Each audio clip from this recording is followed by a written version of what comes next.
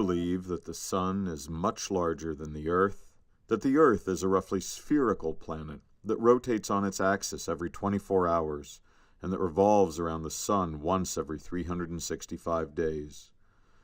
You believe that you were born on a particular date, that you were born to 2 human parents, and that each of your human parents was born on an earlier date. You believe that other human beings have thoughts and feelings like you do, and that you are not surrounded by humanoid robots.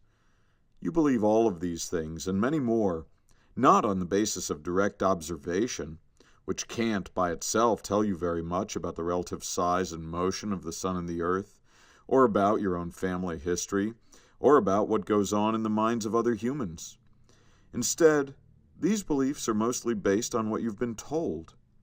Without spoken and written testimonies, human beings could not pass on knowledge from one person to another, let alone from one generation to another. We would know much, much less about the world around us.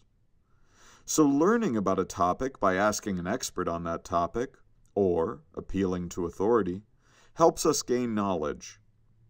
But it doesn't always. Even the most highly respected authorities can turn out to be wrong.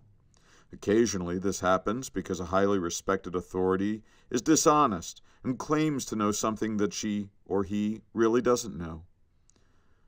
Sometimes it happens just because they make a mistake. They think they know when they don't know.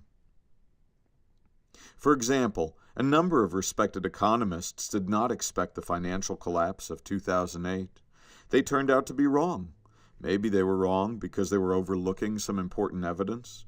Maybe they were wrong because they were misinterpreting some of the evidence they had noticed. Or maybe they were wrong simply because they were reasoning carelessly from the total body of their evidence.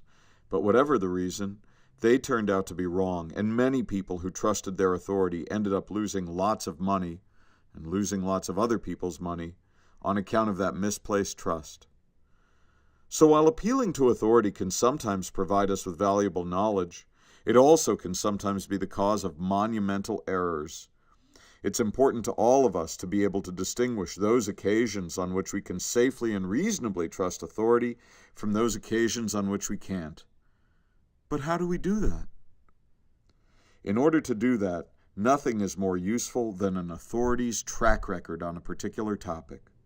If someone turns out to perform well in a given situation much of the time, then it's likely that he or she will continue to perform well in that same situation, at least in the near term. And this generalization holds true of the testimony of authorities as much as of anything else.